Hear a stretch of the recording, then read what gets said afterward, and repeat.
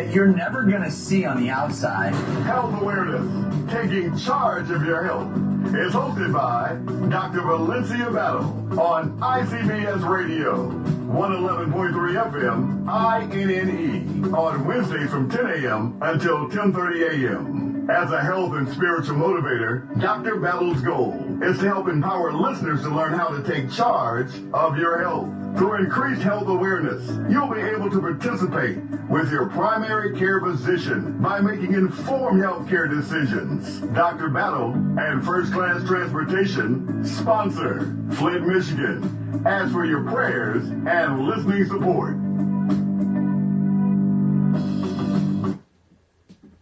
Good morning. This is Health Awareness, taking charge of your health, and I am your host, Dr. Valencia Battle. I pray that through God's divine guidance, I can inform, inspire, and motivate us toward health prevention and health promotion so that we can live longer and in better physical, mental, and spiritual condition. In Jesus Yeshua's precious name, amen. This program is sponsored by the Great Lakes District Association Deaconess. Anyone who would like to join the Great Lakes Deaconess, please call 810-399-3414. The Great Lakes Congress is in session this week at Foss Avenue Baptist Church, located at 1159 East Foss Avenue, where Reverend Dr. Reginald Flynn is the moderator. This program is dedicated to the memory of my sister cousin, Mrs. Pamela Sue Staples, and my sister, Mrs. Gloria Jean Risen. They are my inspirations. Our sustaining scriptures are 3 John 1 and 2. Beloved, I wish above all things that thou mayest prosper and be in health, even as thy soul prospereth. And Jeremiah 32:27 declares, Behold, I am the Lord, God of all flesh. Is there anything too hard for me? We know there's nothing too hard, not even this Flint water crisis that still exists and still remains a health hazard to us all. So let's continue to get the bottled water. I hear that they're only giving out 2 cases at most places. That's not enough, but it's better than nothing. So please be careful. Hey there. So please be careful and remain with this bottled water. So, and I'm going to mention something to you. My guest has arrived, and we're going to be talking to him in just a moment. That's Mr. Greg EASON, a Flint mayoral candidate. And I want to mention this. Ooh, the baby's in. The baby, right there. Excuse me, I'm sorry. My kitty got in the office. I want to ask you all. I see my darling niece Cheryl Wright and Deborah Moses out there. Please support Mr. Derek Danzler. He's a dear friend of my daughter and son-in-laws, and our families. Our families have been close. Your support will be greatly appreciated, along with your prayers. You can go to GoFundMe to support helping Olivia. Olivia was shot. She was shot here in Flint. And she has sustained devastating injuries. She is partially paralyzed. She's 22 years old and was shot as a bystander here a couple of weeks ago. So her parents are trying, the friends of her parents are trying to raise, they have a $20,000 goal. Right now they're at almost $7,000. Praise God. Kylie Gonzalez is organizing this fundraiser. This young lady, beautiful, let me see, let me get a picture for you, for those of you that can see her. Beautiful, absolutely beautiful doll that was just a bystander and got shot. So please help her. She has a GoFundMe. It's called Helping Olivia. And if you would please go and donate whatever you can. They need to get her to a hospital out of the state, probably the Craig Institute in Colorado, where they take care of paraplegic people.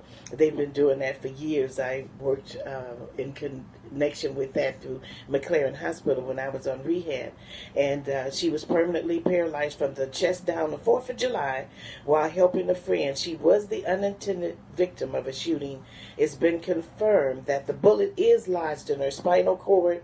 She has a host of other injuries, including a broken shoulder, a fractured back, broken ribs, and a bullet wound. So she is being sent to a rehabilitation center across the country.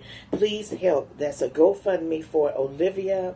It's called Helping Olivia. And thank you so much. So I'm not, without any hesitation, going to introduce our Flint mayoral candidate, Mr. Gray EASON. He is also a friend of me and my husband's. And I asked him if he would please grace me with his presence on my program. I wanted the people to hear what he has to say. Mr. EASON has done some marvelous things around the city of Flint. Job Central, Broom Center, Job Corps. And I worked at Job Corps, so I thank you for that. And Smith Village downtown. He has done so much. He will tell you some of what he's done and some of the other things he's done, but he was our city administrator. And I don't think we were in debt like we are now when you were our administrator. We were not, and we know it. We were also not on that contaminated water at that time either. So I'm going to let him talk to you. I will ask questions if I can think of any more that he's not covering. And I ask you all out there watching to, if you have any questions, please send us some questions. We'll be monitoring. So we are on Facebook Live. We're on ICBS Radio here, and we're on Periscope. Yeah, so I'm going to put it over to him so that you can see Mr. EASON. Oops, I can put that down. See if that works. Or should I show you the whole thing? Hold on with me. All right. Oh, there we go. Okay. And move that a little closer. Just have a few of you. They'll have to excuse that background today, won't they?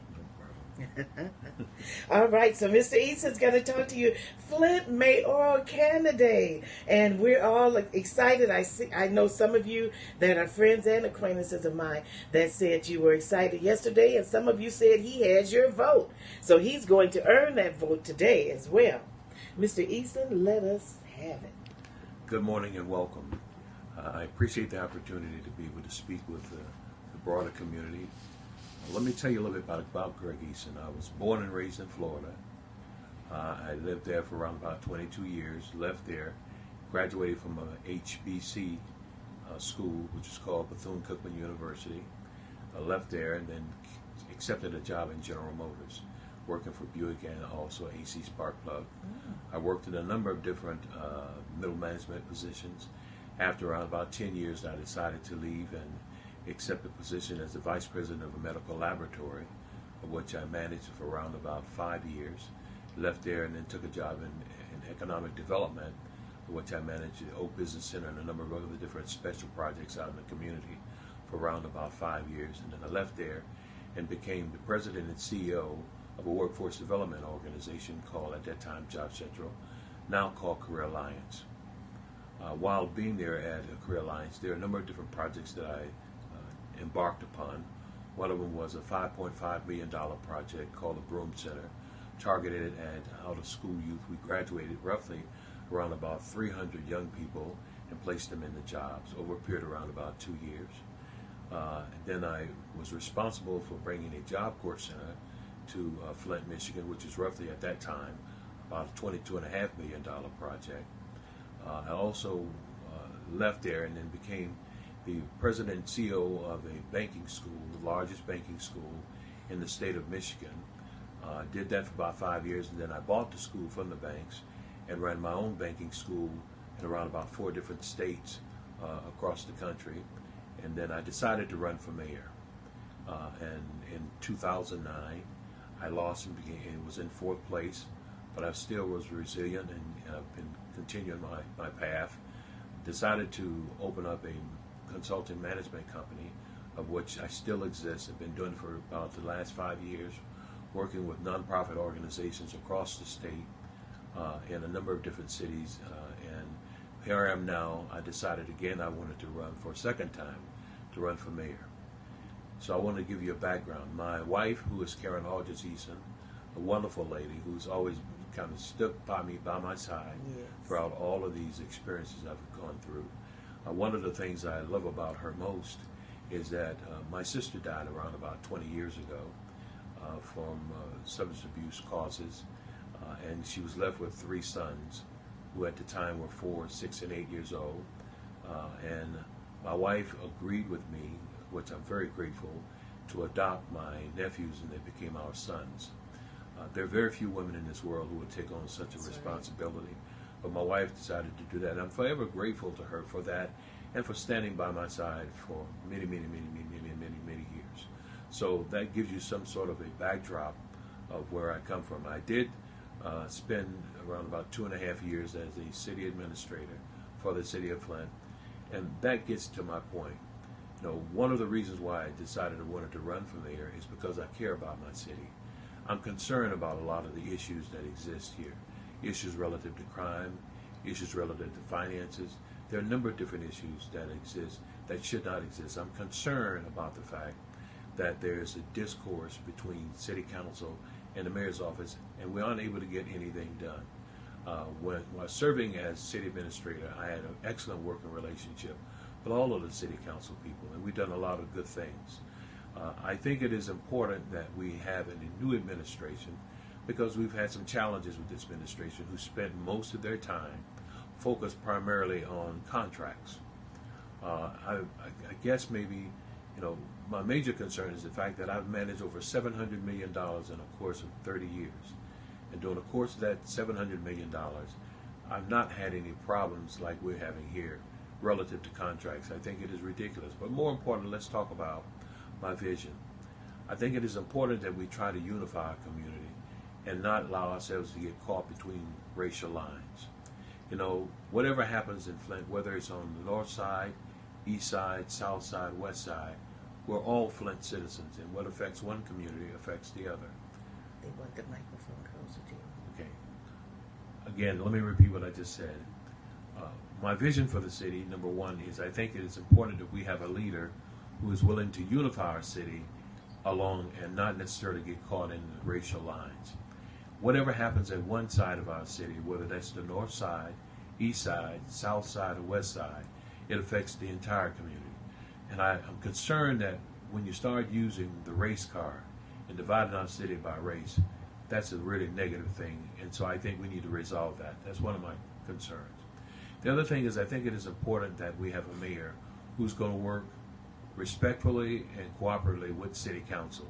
My experience in terms of a city administrator, I work with city council, and we accomplish a lot of different things.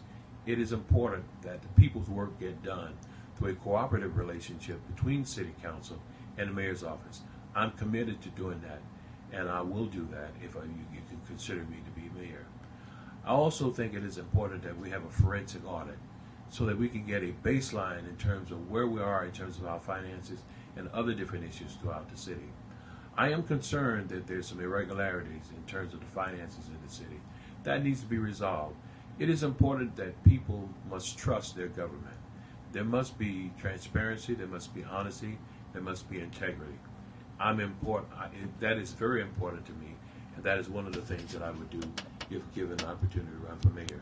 I think it is important that we have economic development. If you'll notice, over the period of the last 30 years, there's not been one mayor that has made economic development a priority in which they implement it. There have been a number of different economic development plans, but those plans obviously did not benefit the city of Flint. So we have to have a mayor who, first, number one, has a business background, of which I have, has experience with running a city like I have, who also understands how to communicate with the business community. Let me explain something to you. In order for us to move forward in terms of economic development, there must be small business management strategy where we can support our current small businesses, and I have not seen mayors do that. I'm talking about where you engage with the community and you talk to business people and you get their feedback in terms of what are the things we need to do to support them. And then we need to talk about how we talk about the resources that the city has at its access, and that the breadth and width of the influence that the city has in order to help our existing businesses. It is also important that you have a mayor who's going to go outside of the city of Flint, outside of Genesee County, outside of the state, and try to bring businesses to the city of Flint. Flint, Michigan is probably one of the most dynamic cities that I know that has some of the most dynamic assets. Let me explain something to you. When General Motors left us, so to speak, it was devastating because we lost roughly over 80,000 jobs. But one of the most important things that they left with us is an infrastructure. There are very few cities that have access to railways, highways, seaways. We have all of those different things. And so those are selling points that you sell your city. And so it is important that you have a mayor who's willing to go outside and sell the city and talk about its assets. I'm saddened by the fact that we get this bad reputation of being one of the poorest ran cities in the country. In fact, number 143 out of 150. That's sad. That says a whole lot about the fact that people don't really know who Flint, Michigan is. Flint, Michigan has a rich history. We have a tremendous amount of assets. We have education institutions that are here. We have a number of different things that I think we have not sold. I think it's important that we reach out to organizations like Apple, like IBM. There's a host of different companies who are always looking for opportunities. And so we have to have a mayor who's going to make that an important, will make it an important priority. One of the other things I want to do is to have a more robust regional economic development summit that will include businesses that are local, state, federal, as well as international businesses, that we try to encourage them to be a part of the summit and to take a look at what the city looks like. Oftentimes what happens when people think about Flint, Michigan, they think about the water. No, the water is a concern that we have. I think it is important that we have more investigations about this water. I think it is important that you have a mayor that's going to bring the CDC in here and going to bring other different healthcare institutions and philanthropic organizations who can provide support to some of the people whose lives have been affected. There's a number of other different issues that we have in terms of City of Flint, and I don't want to go over them. What I'm saying to you is that if you please give me the opportunity to become mayor, on the basis of the fact that my skill, my experience, my knowledge, and my accomplishments. Too oftentimes people elect people on the basis of name. We got to get away from that, because at the end of the day, that's part of why we're in this situation we're in today. You've got to have somebody who has 30 years of experience, which I've had as a president and CEO of a number of different organizations, both in the private sector and the public sector. You have to have someone who's actually run a city and understands city government, because I'm the only candidate of all of the 4 candidates who've actually run the day-to-day operations of the city, and I understand what it takes in order to manage the city. It is important that you have a mayor who cares about people. I love Flint, Michigan. I am a Flint person right now. I was born and raised in Florida, but I've been here now for about 40 years, so I consider myself a Flint person. So I'm asking all of you to please consider to vote for Greg EASON for mayor. Thank you. Okay. Oh, no, I want to ask you some questions that I know the people want to hear out there. What do you plan to do if elected mayor about the water situation that we're in? So right now, I guess it's better than it was, but we are still at a problem state, aren't we? Yes. One of the things I think is important is that let me talk from the start. There's roughly around about $200 million that the federal government has provided to the city of Flint, probably over the course of the last 2 or 3 years. Most of that money has not been spent because you don't have a mayor that, first of all, understands how to solve our issues with repairing the roads, how to solve our issues with repairing some of the infrastructure. So I'm committed to doing that. The other thing is I think we need to bring experts from across the country at the federal, state, and local levels, and we need to bring healthcare institutions here so that we can get to the bottom of what is the actual problems that we have, because I think it's far beyond what's on the surface. We've had people die of legionnaire disease. We've had a host of other different issues. And I think it is important that you have a mayor who gets to the bottom of this. So I'm committed to making sure that if I'm mayor, we will bring to bear all of the reasons why we have this problem. We will make sure that we provide support to those people whose lives have been affected and that this never happens again. Absolutely, because we're hesitant and we're drinking this bottled water because we do not trust them. My philosophy is this: if a person tried to kill you one time, they usually keep trying. Yes. They don't just stop, and that's the mindset I have for not drinking this water, being very vigilant about how this water is used wherever I'm at. I have a whole house filter here, and I'm still hesitant, but I'm not as nervous as I was before. I'm glad you mentioned the infrastructure, because yesterday I had to go from Kyle Road to the Doy Highway down Stewart Street, and I almost had an accident trying to dodge those potholes that we have out there, where they will replace the lines and then leave a hole with gravel that will fly up if you hit it, but also can damage your car rods and tire rods and whatever. And then on several other streets on Ballinger Highway, and there was another street, the same thing. That to me is ridiculous. It is ridiculous because it's not that the Flint, Michigan doesn't have access to resources. It's a result of poor management on the part of the current administration. These roads should have been fixed a long time ago. We have the resources to do it to the tune of almost $200 million. Part of the reason why we can't gain access to that money is because there's a lack of confidence at the state level that the local administration can get the job done.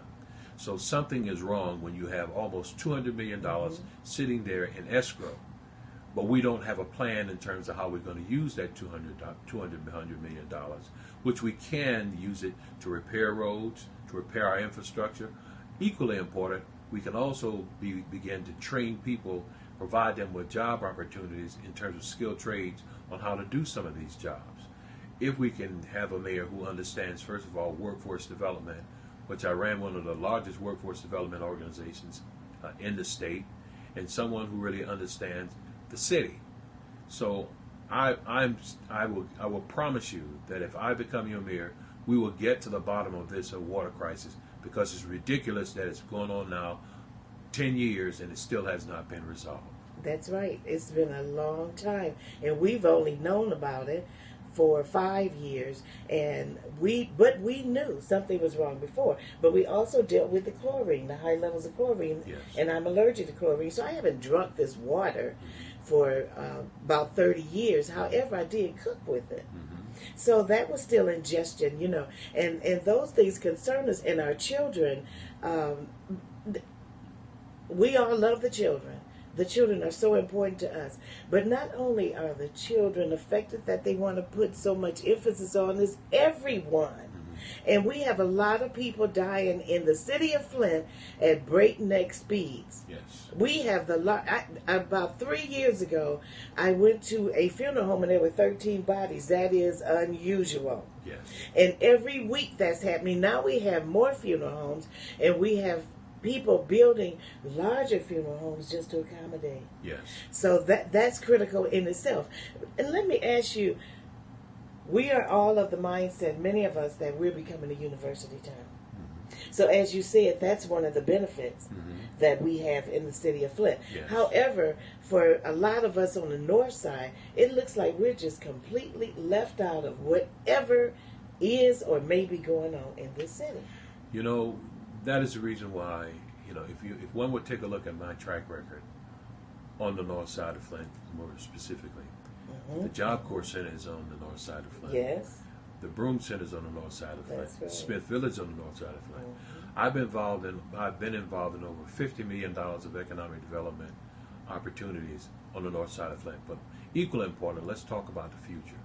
That's why I think it is important that we talk about developing small businesses on the Yes, north side of Flint, the absolutely. east side, west side, and south side. But in terms of the north side, I think it's important that we have a plan for how we encourage new development on the north end of Flint, and that we have a mayor who's willing to provide resources Yes. to really help the north end of Flint. And I'm committed to doing that. My track record has proven to most people that I've done that. Now, that doesn't exclude the fact that I won't look at all other areas in our community. But I think when you take a look at it, about 70% of the blight that exists in the city is on the north end of Flint. Yeah. When you look at it, around about 60% of the people who live on the north end of Flint don't own their own properties. That's one of the reasons why I did the development of Smith Village. That project could have been around about 250 homes, up to 400 homes. But when I left and I was fired by the emergency manager, because the project stopped. The reason why the emergency manager fired me is because there's some certain things that I refused to do and I wasn't going to agree with. One was this water issue, and I said to the emergency manager, if you try to use the Flint River, it's going to be a problem. I also said to them I had problems with Karagandhi.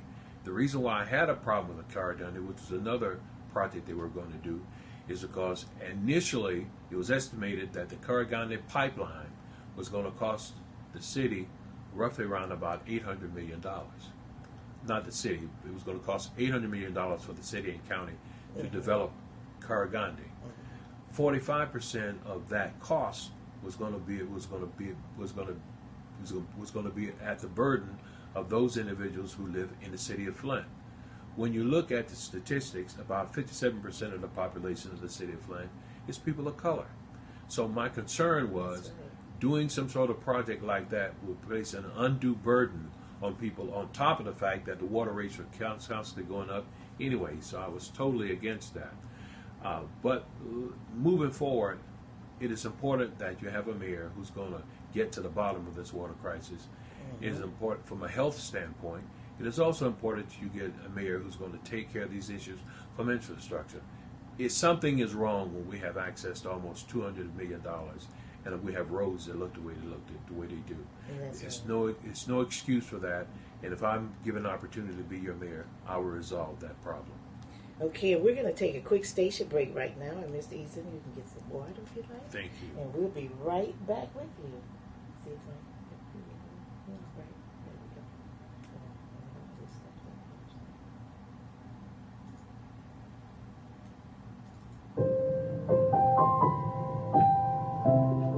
go. Dr. Battle uses a holistic approach to teaching the 5 dimensions of health, which are physical, emotional, mental, social, and spiritual. In addition, Dr. Battle promotes a lifestyle that includes healthy eating, exercise, and relaxation. Back to Dr. Battle. I'm back. Thank you for staying with me. This is Health Awareness, taking charge of your health, and I am your host, Dr. Valencia Battle. We're talking with our Flint mayoral candidate, Mr. Greg EASON, who has also been involved in so many economic developments here in the city. And I never worked for him, but I wanted to.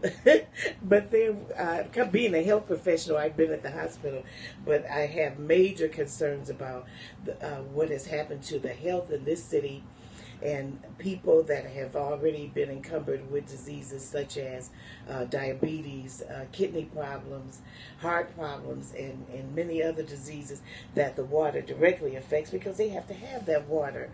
And we have also seen a rise in heart attacks. We've seen a rise in heart attacks. We've seen a rise in kidney failure. And also, as I mentioned last evening when I did the promo for you all, we're seeing a spike in suicide. And dealing with this water issue has been depressing to all of us. Some of us can deal with it and some of us cannot. And I'm glad to hear you say that you're concerned about putting a health focus in the city of Flint, because that's what we need, and that is not here. I think we have some splotches of health this and do that, but it's mainly targeted toward children. And we have all been affected, and I am so upset about that. I know we have money because one of the assistants to the governor, Snyder, at the time, told me that they had sent money here. So I know that's a fact, and we need to get busy. One of the things that really bothers me is that we don't have a grocery store over here anymore. It bothers me that we don't have a Secretary of State. We have to go downtown, try to park. You have to go to Grand Blanc or to Mount Morris. The north side of Flint is big. It's large. Why can't we have a Secretary of State? Doesn't make sense. You can't have all of those things, but you have to have a mayor who's going to make that Absolutely. focus. And that's why I think economic development is essential. The fact of the matter is we have a master plan. I have some concerns about the master plan because in the master plan, the north end of Flint has not been included in terms of economic development. And I think that that is absolutely wrong. So one of my focuses is going to be economic development. One of my focuses is going to be community development. You know, it's kind of sad when you look on the north end of Flint, we have areas that almost look like Vietnam back in the 1930s. That's right. That's unacceptable. We should resolve some of those issues. And those issues will resolve because there will be a plan which I will engage the community as part of that plan in terms of how we can provide some resources, make major investments, and turn the look of the north end of Flint completely around. Let me say this much to you. I think it is important that a mayor understands they can't solve all the problems of the city of Flint. And the reason why I say that is that you can't build a community from the top down. You have to build a community from the bottom up. And what I mean by that is you have to engage the entire community in the process, carry them along with you. You need to be open, honest, and transparent with them so that they are very clear about what the issues are, what the challenges are, what the opportunities are. So a mayor must be able to be on the ground, talking to people, interfacing with people, listening to the voice of the people, and together developing strategies of which we can do together collectively. Yes, town hall meetings. Yes. And such, and it was always good when at the churches we saw our mayors show up other than just at electoral time, campaign season. So I think it's important that we're engaged with the mayor, and that's where we put our vote. Well, you know, one of the things that I did when I was city administrator, and I will do as a mayor, it is important that the mayor be at every city council meeting. It really is, because I went to a lot of the council meetings, and I actually had to stop because my anxiety level was going up. It evoked some feelings in me that I normally don't possess. I just became ired because, for one thing, nothing was getting done. Oh my goodness, that really set horses with me. And then there was so much time wasted. So much time. It would be 5 hours, 6 hours. Not one thing was done. Everything was tabled or just argued about. And I think that same thing is going on now. But I was never at a meeting where the administration was there. And I do think that's important. I also think that it would have provided some kind of tone. Yes. It would have set the tone. Yes. Because it was a free for all. Yes. It was a free for all, and it was horrible. And I watched them on the media now when they're in session, and the same thing is going on. Yes. So having a mayor at the meetings, I think, would really help a lot. It will, and you know, it is really important that you have a cooperative working relationship with city council, and you know.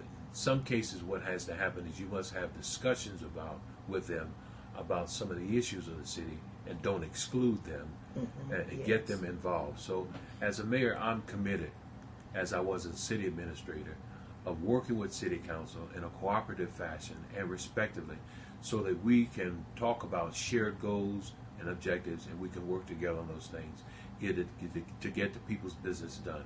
I think it's absolutely asinine and ridiculous when we have city council meetings that last up to 11 and 12 o'clock at night. There's no reason why you should do that, and at the end of that, nothing's been accomplished. I will promise you that if I become mayor, that will not be the case. Yeah, that was the truth. Nothing was accomplished. And after a few meetings of hearing all that and some of the loud talking and all that, I just couldn't take any more. The city of Flint, as you said, and I was glad to hear you say that because, you know, it's very hard to drive around these cities, these streets, of the city and to see the desolate.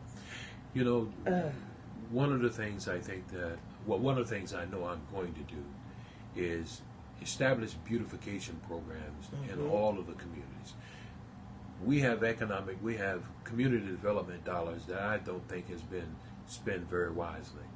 And so there must be an investment in which one of the things I'm committed to doing is I think we need to have more neighborhood associations. Yes. We need to have more block clubs. But that's going to have to be something that a mayor makes as a priority, and that we'll make dollars available to incentivize these organizations. See, the city alone by itself cannot do all of the cleanup. Yes. There are community citizens, there are community groups, there are block clubs, and there are neighborhood associations that I think would more than welcome to work with the city to try to change the look of our community. Yes. So the mayor can't do it by himself. He's got to leverage the resources that he have, along with a lot of the talent that exists in the city, and I'm committed to doing that because I'm embarrassed when I look at some of the areas that we have in our community and how run down they are, and no commitment is being made. Now, I want to say something, and I want people to understand. I think the things that are doing downtown are wonderful because we need to have a downtown that's prosperous. But I also think that some of the resources that the city has now needs to be committed to other areas who don't look like downtown, but needs to have a little pep, a little support, and needs to be incentivized. So I'm committed to doing that. Because when you get close around about $10 million of economic development money, let me just use an example. Over the course of the last 30 years, at least $9 billion have come through the city of Flint. But if you look at the city of Flint, one would ask the question, where did the $9 billion go? Well, there's a lot of reasons in terms of why that exists. I'm also going to say to you that at least $10 million a year comes to the city of Flint for community development. That's for community beautification, that's for housing, etc. But we have not really optimized and used those resources the way we should. We have a number of different parks. I think that the mayor should establish a strategic partnership with the county to talk about how we're going to clean up our parks, because there are dollars available to do that, but that has not been made a focus. It is important, number one, that we have a public safety strategist that protect people. One of the questions that have been asking me is, if I become mayor, would you hire more police officers? Because we've gone from a high of 150 police officers to roughly now less than 100. The reality is, I think that in order for us to provide some sort of a public safety strategy, we're limited from the standpoint that we don't have a lot of resources, but what we can do is we can establish strategic partnerships with the county, with the state, through the state police, through the FBI. There's a number of different ways in which we can leverage resources. One of the other things is we can provide technology, which we can have cameras all over this place. There's a lot of different things that we can do that has not been done. And I'm committed to doing that because I've lived in this city for 40 years, and it's important to me that my children and my children's children want to live in this city. That's why economic development is so important. That's why public safety is important. So when you have an economic development strategy, it's not just about small businesses. It's not about business. It's also about the places. It's also about people feeling safe in their community. It's a number of different issues that are involved. I'm committed to doing that. Carolyn, can we continue for up to 11 o'clock? And that is so important to me because my children stayed here, and I was so nervous that they may have to leave, but they were able to stay here and work. But so many of our children, especially the ones from our church, and many others in that era, had to leave. Now, I think for my grouping, the baby boomers, we're the only group of people that could stay. Yes. General Motors was still here, get a job, the hospitals and what have you, and be viable here, where the younger generation has not been viable, and they are gone. Yes. And what we're left with is a lot of children, many of whom are not graduating, not finishing school, in the foster care system, in drugs, offspring of parents that were on drugs. And so, you know, that it now coupled with lead. Yes. You know, so now they've hit another generation of our children. So, you know, I'm glad to know that you are aware of all of these problems we have in the city of Flint. Yes. And can really, now I want the audience to know, I know you can't see me, but you sure hear me all the time, that if we're listening to Mr. EASON, you can hear how astute he is and all of the problems that we have, but not only in the problems, but in the solution. And that's what I am excited about. Sitting here on the north side of Flint, it just ires me that we have no help over here. There's nothing good happening here that we can even talk about. There's supposed to be a neighborhood store, and we've been talking about that for 3 years. Yeah. 3 years, a neighborhood store, and still, when will it happen? We can't tell you. When it will happen. We're going to say when, not if, but when. So that's a problem too. In putting businesses here, they're business so Clio, my husband and I have been in business here for 40 years, and we have not been able to sustain a thriving business here in Flint. I know. You know,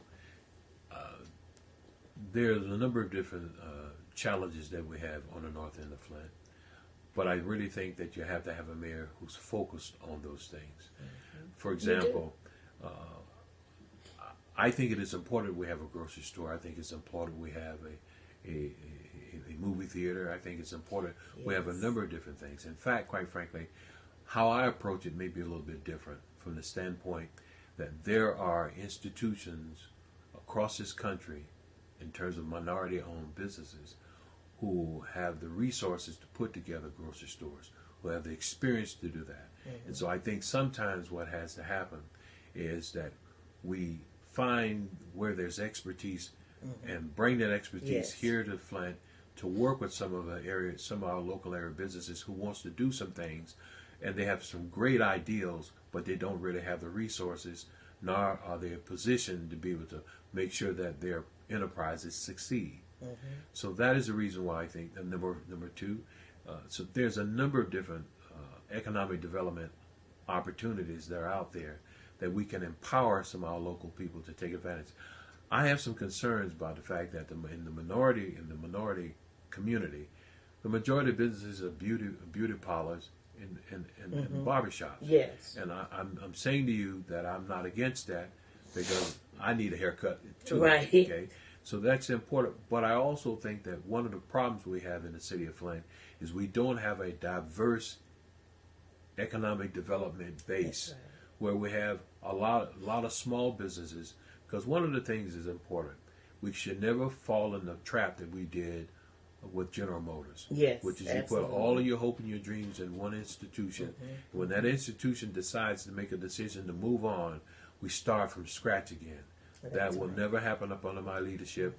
And if one or two things I'm committed to doing is trying to move that economic development needle, but also putting in place an infrastructure so that future generations and future mayors and future leaders can continue that quest. Yes, that's so important because being born and raised here, I know all about General Motors. You know, a lot of family members work there. And when General Motors pulled out, it seemed devastating. Yes. They warned us for 10 years. Yes. But the people without vision couldn't see it, so they didn't prepare themselves as well. They told them for 10 years, we'll send you to college. Yes. We'll send you could go. I can't see that. It's not about what you can see. It's about what's on the board in the boardroom. That's right. 20, 30, 5, 10 years before. And they told them. And see, Flint, we need to be smarter. We need to open our ears and listen, because when they tell you something, they're not just throwing it out there. It's going to happen. What about the Chamber of Commerce and I think the Uptown Community Development? What are they doing to help, like, the city at large or the north side? Well, let me put it this way. I think it is important that a mayor has access to the small business community directly. Yes. That is one of the reasons why one of the things I would establish is a small business advisory board. Because that doesn't negate the fact that we do have other different. There's a Chamber of Commerce that we have here. There's an Uptown Redevelopment Group that we have here. But that doesn't represent the broader spectrum of the business community that we have here. So one of the things I'm committed to doing is making sure that I am right on the ground floor with the small business community and small business people, so that I can hear what they have to say and receive their input. But more importantly, let me say something to you.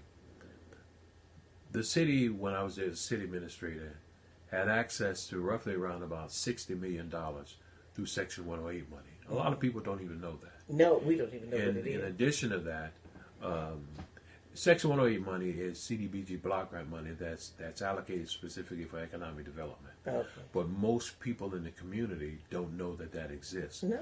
There's also the city has what it called is a FLINT Community Development Corporation. That is a separate nonprofit that the city owns, where they have maybe around about 4 or 5 revolving loans, totaling over $15 to $16 million. So what I'm saying to you is that you have access anywhere between $60 to $75 million. That for the most part, a lot of people on the North End Flint don't have the faintest idea. And so we have this struggle that's going on with these small businesses, and the city needs to have a leader who's committed to making sure that resources are made available, and that there's a plan in terms of how we can use those resources, and that we provide support. For example, I'll go again, a grocery store. That is really a very complicated business. Yes, it is. And so what needs to happen is not only do we talk about giving people money and have a grocery store, but we need to provide the expertise and provide access to infrastructure that's going to be needed in order for these businesses to be successful. Now, the reason why I know that is because I've worked in economic development. A lot of mayors have not worked in economic development. The reason why I know that is I've owned a business. I own a business, and I've been in business for the last 20 years of my own. So, there's a lot of things that can be done, but you got to have a leader who's committed to doing it and who has the skill, experience, and the wherewithal to make it happen. Yeah. I can guarantee you that I'm not a person who just do a lot of talking.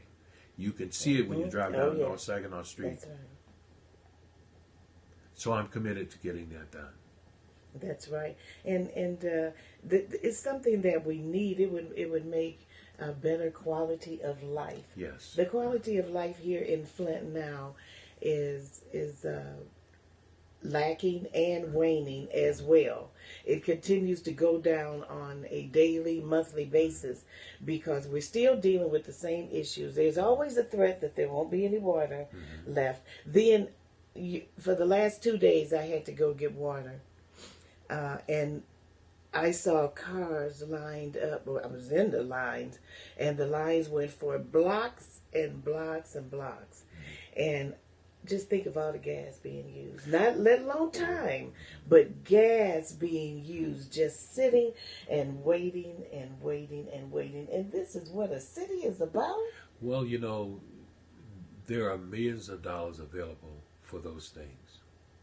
And so there's no reason why we've reduced the number of locations where you can get access to bottled water. That's ridiculous. Right. The resources available to do that, but you have to have a mayor who's committed to making that happen. Because why couldn't there be a station or 2 or 4 in each side, north, south, east, and west, where there's a lot of water, you drive up, you get your water, and you go on about your business. Waiting in line all over. Oh, there was a car accident yesterday. Right in front of me and my passenger, car, right in your face. Bam. What? Because there is just so much. People are thinking they're trying to get into the line, and there was an older lady and an older man, and that was still scary also because they were older, just out trying to get some water, and their minds were wherever she pulled out in front of him, and he tagged her. It's just ridiculous. Or vouchers that you go and get some water. Why is it just so difficult that you go almost like paupers and beggars and what have you, wait in line for them to dole you out a little bit of water? It's simply because no commitment, and there hasn't been a priority to make that happen. It is not because we don't have the resources. There are foundations that money was given for the water crisis. In addition to that, there are roughly over 200 foundations in the state of Michigan. One of my jobs as a consultant was working in Detroit on putting a collaborative of foundations together to talk about some common issues that they have in terms of workforce development. I'm saying that kind of effort could be replicated in Flint. There's no reason why a mayor should not have a round table of 10 of the largest foundations in the state of Michigan committed to this water crisis and will make and commit resources to it. There are some foundations who have, but not enough of those. And the reason why I say that is you just can't depend on the state in order to provide those resources. There are other ways in which you can leverage those resources to ensure that we have multiple locations where people can get water, period. And I'm committed to doing that because I know it can be done, and it should have been done by now. Yes, and the Community Foundation, I know they are one of the entities that received money, but their money is not being used for water. Their money is being used to fund programs in the community, and a lot of those programs are geared toward children. Yes. And still, as adults, we're left out, and we're dealing with the same issues. And my thing is that if you don't have adults, who's going to take care of the children? You know, that's why, Val, I think it is important that you have a mayor who, there are healthcare institutions across this country who would love to come to Flint, Michigan and talk about, as a collaborative, how you have multiple healthcare institutions. You know, that doesn't negate the fact that our current healthcare institutions, that we want to utilize them, but in many cases they're overtasked. So we can go to a lot of other different healthcare institutions and ask them to come to Flint to help us to provide resources. In some cases, they have philanthropic arms of which they can make some resources available. But I go back to my point. One of the reasons why the mayor of Detroit has been so successful is because he was able to get a number of foundations to sit at the table who've committed well over $600 million to Detroit. I'm saying to you that could be replicated here in the city of Flint. But you have to have a mayor who understands the philanthropic community. You have to have a mayor who has relationships with the philanthropic community. And you have to have a mayor who knows how to devise and put together a plan that you can submit to these institutions to bring resources. So I'm saying to you that Flint is starved not because there are not opportunities out there. We're starved because we haven't taken advantage of them. Okay, and that's the feeling that we get, that because we know around the country, we watch Detroit, because Detroit's right here with us, and people from Flint go to Detroit all the time, and so we know. My family's in Detroit, and I went downtown by Greektown in that area, and I was in awe. It's so big. It was so clean. I kept looking at the streets. I thought, this is wonderful. Yes, this can be replicated, because they were in as bad a shape as we were. That's right. And their water had lead in it too. They just didn't raise a stink about it. But Kwame, I think the former mayor Kwame told the people here, some of the people here in 2004, that our water was poisoned. And they kept it quiet. But he knew it, and so they... of course, didn't do anything about it. But right now, we need, on the north side, east side was looking real bad yesterday. Oh my God, it looks like the north side. So we need a council to do something too.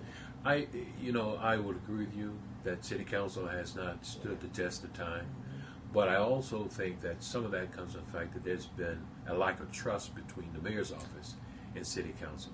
So I'm committed as a mayor to working with city council on some issues. The other thing is, I think that it is important that you be transparent. I don't think that this administration has been very transparent. And right now you have problems with contracts. Something is wrong when you keep on rebidding contracts, or there's bid rigging that's going on, and that now you have city council doesn't trust what the mayor's office is proposing. And there's some questions about that process. Now, I'm not here to judge the mayor. I'm not here to bash the mayor. I don't get into that. What I am saying to you is that unless there's a cooperative working relationship between city council and the mayor's office, nothing will ever get done. And it's not getting done. Yes. Even the grass. We can't get the grass cut. Yes. Even the street. I haven't seen the street cleaner in our neighborhood in about 10 years. You know, Val, I happen to be a victim, and I'm sure that the city has been a victim of emergency management. I was against emergency management, and I tried to tell a lot of the citizens in the city of Flint that, you need to be careful what you ask God for, because He'll give it to you, and it may not necessarily be the way you want it to. Right. And so I was against emergency management because I knew that once you brought an emergency manager to the city, here's what's going to happen. Yes. The whole focus of the emergency managers and the governor's office at the time was, how do you cut expenses? That's it. And so they cut a whole lot of expenses, which was a lot of services. So one of the things I'm committed to doing is reassessing some of the changes that have been made by emergency managers and seeing if we can revive it back again. I'm not convinced that we can't have another discussion about waste management being done back inside of the city. I think that, which has to do with sweeping and all those different things. So a lot of those changes were made by the emergency managers.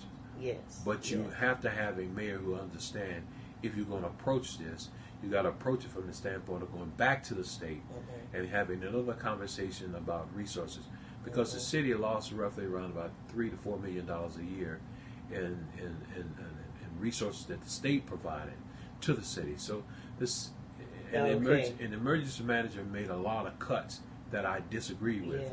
That's why I was telling you that I was fired, because I didn't agree with a lot of those things. And I knew at the end of the day, some of the problems that we're having right now is a direct result of the emergency manager. That's right. So we have just a couple of minutes left. I want you to look right in there and talk to the people. I'm asking each and every one of you to please consider voting for Greg EASON, not on the basis of a name, but on the basis that I have a demonstrated track record, that I have the experience, I have the knowledge, I have the skill, and I have access to relationships that can move the city in a different direction. We can't continue to go in the direction we're going. If you want more of the same, you don't want Greg EASON, because I don't want more of the same. But if you're looking for change, if you're looking for a new direction, if you're looking for someone who has a vision, if you're looking for someone who's committed to making sure that I have a relationship with the community, if you're looking for someone who can bring resources to the city, then I am the person that I'm asking you to vote for. Please consider to vote for Greg EASON on August 6th.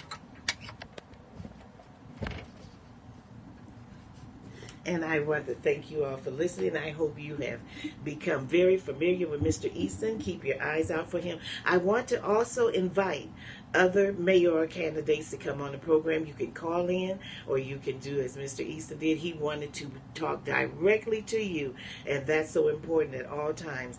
So either way, just let me know, and you can come on the program and say what you have to say. And because we're going to take a strong look, because we need change, and we need forward change. We need a future that is going to look bright for us. We're tired of the depression, and we're certainly tired of Donald Trump. So in Flint, at least we can start here. That's this year. That's this year, August 6th. We can do something to get ourselves on a better footing for 2020. So I want to say, also remind you to please, if you can in any way, go to GoFundMe, helping Olivia. She was permanently paralyzed from the chest down on the 4th of July while helping a friend. She was not the intended target, and I don't know what happened to the friend. I hope that the friend is okay. So please, helping Olivia, they've got to get this precious daughter of theirs that says we would want for our own some help to a facility that is an expert in injuries, rehabilitation. I want to also Remind you that the Great Lakes Session is going on at Foss Avenue Baptist Church, located at 1159 East Foss Avenue, where Reverend Dr. Reginald Flynn is the pastor. Thanks to all of you in the United States and around the world. A special thanks to those listening in Australia, Hawaii, Canada, Jamaica, France, and Africa for your listening support, your encouragement, and most of all, your prayers. We know there is mighty power in prayer, as the fervent, effectual prayers of the righteous availeth much. Please share this broadcast. Please, it is so important that you do. And all of you that live in the city of Flint, I see many of you out there share, and I see some that are from Flint. Share and talk to your family members that live here. Make sure they see this broadcast today. This is Health Awareness, taking charge of your health. I am your host, Dr. Valencia Battle. Until next Wednesday from 10 a.m. to 10:45 a.m. and on Saturdays from 12:15 to 1 p.m. Eastern Standard Time, I am broadcasting to you through ICBS Internet Radio 111.3 INNE Los Angeles, California, and from Facebook Live and Periscope. Remember, every action you take is a seed you sow. And every seed you sow is a harvest you will reap. Let's sow good seeds so that we can be the recipient of a good harvest. Love yourself, love others, and always put God first. Please pray for me as I pray for you, and bye-bye for now.